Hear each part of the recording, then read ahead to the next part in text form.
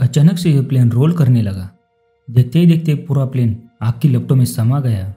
एक इंसान की सांसें अभी भी चल रही थी। मैंने उन क्लूज को खोजने की कोशिश की जिससे यह केस सुलझ सके। तो क्या शौर्य एयरलाइन किसी हेलीकॉप्टर से टकराकर क्रैश हो गया? आइए जानते हैं इस प्लेन क्रैश की पूरी कहानी पूरे विस्तार से। काठमांडू एयरपोर्ट, नेपाल, 24 जुलाई 2024 को सुबह के करीब 11 बजे शौर्य एयरलाइंस का एक विमान रनवे नंबर 2 की ओर बढ़ने लगा। यह कोई कमर्शियल फ्लाइट नहीं थी, बल्कि प्लेन का मेंटेनेंस किया जाना था। इसके लिए पोखरा एयरपोर्ट ले जाया जा रहा था। प्लेन को 2 पायलट उड़ा रहे थे। वही 17 लोग जो प्लेन में सवार थे वो मैनेजमेंट इंजीनियर और एयरलाइंस के स्टाफ थे। कोई भी पैसेंजर इस प्लेन में मौजूद नहीं था। 11:10 पे एटीसी ने शौर्य एयरलाइंस को टेक ऑफ करने की परमिशन दे दी। अब धीरे धीरे प्लेन रनवे पर रन करते हुए आगे की ओर बढ़ने लगा। कुछ ही सेकंड में यह प्लेन रनवे को छोड़कर हवा में गोते खाने लगा। ऑलमोस्ट 90 डिग्री मुड़कर यह प्लेन रनवे के राइट साइड में जाकर क्रैश हो गया। देखते ही देखते पूरा प्लेन आग के लपटों में समा गया। लेकिन इस आग के लपटों के बीच एक इंसान की सांसें अभी भी चल रही थी। तुरंत ही फायर फाइटर्स की गाड़ी आग बुझाने के लिए पहुंच गई। वही रेस्क्यू टीम लगातार कोशिश कर रहे थे कि मलबे से लोगों को निकाला जा सके। इस हादसे में सिर्फ कैप्टन की जान बच पाई, बाकी सभी इंजीनियर और स्टाफ की मौत हो गई। एक बार फिर से काठमांडू एयरपोर्ट में मातम छा गया। इस हादसे को वहां मौजूद कई सारे लोगों ने अपने फोन के कैमरे में रिकॉर्ड किया। इवन सीसीटीवी कैमरे ने भी इस घटना को रिकॉर्ड कर लिया। इन सारे फुटेज में मैंने उन क्लूज को खोजने की कोशिश की जिससे यह केस सुलझ सके और इस घटना को हम आसानी से समझ सकें। तो आइए देखते हैं।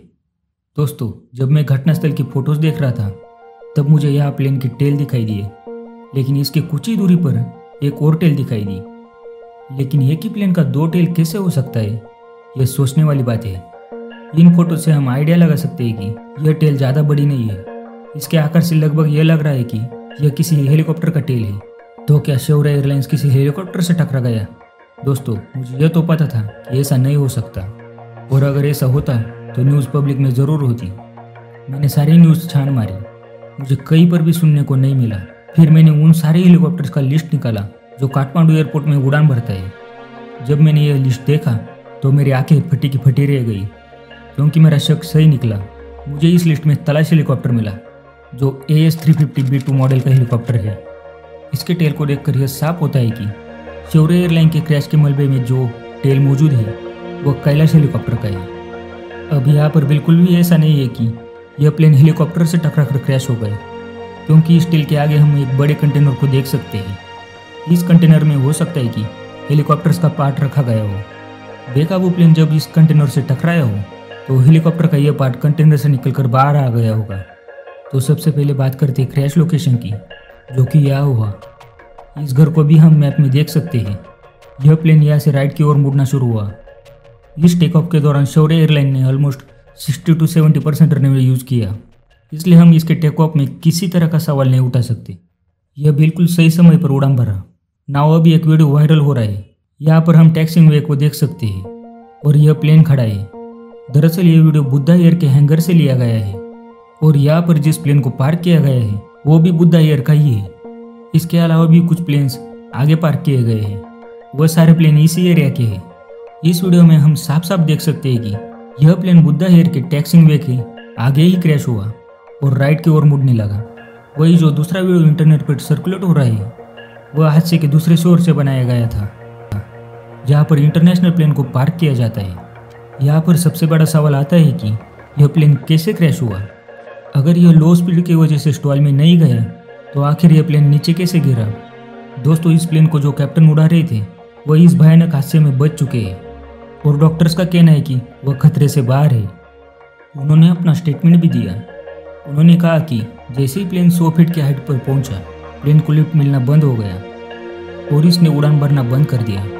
इसके बाद यह नीचे गिरने लगा। प्लेन आउट ऑफ कंट्रोल हो गया। इसके बाद कुछ लोगों ने मुझे बाहर खींच कर निकाला। रेस्क्यू टीम सिर्फ 5 मिनट के अंदर ही मुझे खींचकर बाहर निकाल चुके थे। कैप्टन का यह स्टेटमेंट बहुत सारे सवाल खड़े करता है। क्या इसका मेंटेनेंस सही से नहीं हो रहा था? क्या इसका इंजन सही से काम नहीं कर रहा था? अगर प्लेन को हवा में कोई उड़ा कर रख सकता है तो उसका इंजन है। यह प्लेन गिरने लगा, इसका कहीं ना कहीं यह भी संकेत जाता है कि मे भी प्लेन का इंजन में कोई गड़बड़ी हो। शौर्य एयरलाइन J200 मॉडल का प्लेन है और इसके इंजन का ट्रैक रिकॉर्ड कुछ सही नहीं है। अगर हाई एल्टीट्यूड में प्लेन का इंजन बंद हो जाए तो खतरा अधिक नहीं होता, क्योंकि उसे गिरने में काफ़ी वक्त लगता है और उतने वक्त में पायलट कोई ना कोई जुगाड़ करके इंजन को रिस्टार्ट करने की कोशिश कर सकता है। लेकिन जो प्लेन सिर्फ 100 फीट के एल्टीट्यूड पे हो, अगर उसका इंजन में कोई गड़बड़ी हो जाए तो उसे गिरने में 1 सेकंड भी नहीं लगेगा। इसलिए ऐसे केस में इन प्लेन्स को बचाने की संभावना लगभग ना के बराबर हो जाती है। वैसे भी इस प्लेन को मेंटेनेंस के लिए पोखरा ले जाया जा रहा था। अब यह रेगुलर मेंटेनेंस था या किसी पार्ट में गड़बड़ी जिसकी वजह से ये प्लेन ले जाया जा रहा था, यह बता पाना मुश्किल है। लेकिन प्लेन के टेक ऑफ डिस्टेंस को देखते हुए, पायलट के स्टेटमेंट को समझते हुए मुझे तो यही लगता है कि प्लेन का सही से मेंटेनेंस नहीं किया जा रहा था। दोस्तों, यहाँ पर एक बात भी नोटिस करने वाली है कि यह प्लेन राइट की ओर रोल होने लगा। इसका मतलब प्रॉब्लम प्लेन के कंट्रोल सरफेस में भी हो सकता है, जो प्लेन को ऊपर नीचे, दाएं बाएं और रोल कराने में भी मदद करता है। नहीं तो इतनी तेज़ी से प्लेन रोल कैसे करता। अगर इंजन में कोई गड़बड़ी होती तो प्लेन का स्पीड धीरे धीरे कम होने लगता और यह प्लेन हार्ड लैंडिंग करता, रनवे के आगे जाकर क्रैश होता, रनवे के राइट साइड में नहीं। अब सच क्या है यह तो इन्वेस्टिगेशन के बाद ही पता चलेगा। फिलहाल के लिए इस वीडियो में इतना ही। वीडियो अच्छा लगा हो तो लाइक कर देना और अपने दोस्तों से भी शेयर कर देना। साथ ही में इस चैनल को सब्सक्राइब करना, क्योंकि आपको इस चैनल पे ऐसी ही हर एंगेज वीडियो देखने को मिलेगी। तो मिलता हूँ आपको नेक्स्ट वीडियो में। जय हिंद।